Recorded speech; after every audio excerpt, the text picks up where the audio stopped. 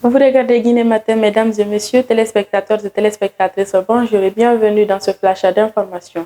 L'ancien gouverneur de la Banque centrale de Guinée, Ibrahima Cherif Ba, a été reconnu coupable de détournement de fonds publics, corruption et d'autres délits financiers, portant sur un montant de 10,5 millions de dollars.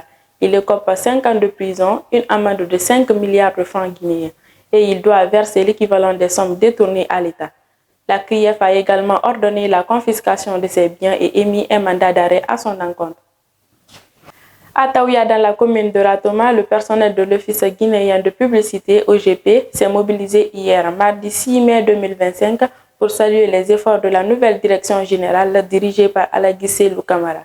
Une cérémonie chaleureuse a été organisée au siège de l'institution pour célébrer les réformes et avancées enregistrées depuis janvier dernier.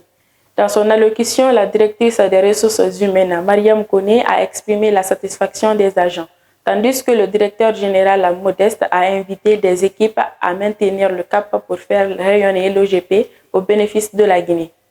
2 détenus de la maison centrale de Conakry ont été condamnés pour tentative d'évasion et complicité. Mohamed Kamara, 19 ans, écope de 4 mois de prison ferme, tandis que Seydouba Bangoura, 27 ans, prend 3 mois. Les faits remontent au 25 juin 2024, bien que les prévenus aient nié en bloc les faits lors de l'audience tenue le 5 mai au tribunal de Dixine.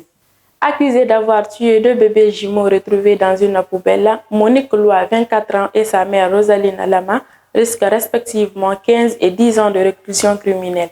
À l'audience d'hier mardi 6 mai devant le tribunal criminel de Mafanko, les 2 femmes ont plaidé l'innocence, évoquant une mort naturelle d'un nourrisson. Mais le procureur lui rejette cette version et requiert de lourdes peines. Conakry, la capitale guinéenne, abrite depuis ce mardi un séminaire sous-régional sur la sécurité sociale en Afrique de l'Ouest. Organisé par l'AS et la CNPS de Guinée, l'événement met l'accent sur l'importance des études actuarielles pour garantir la viabilité des régimes sociaux. La rencontre s'est ouverte sous la présidence du Premier ministre Baouri, en présence des membres du gouvernement et du CNRD.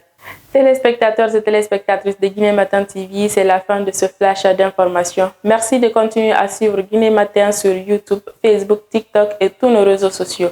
À très bientôt pour d'autres infos.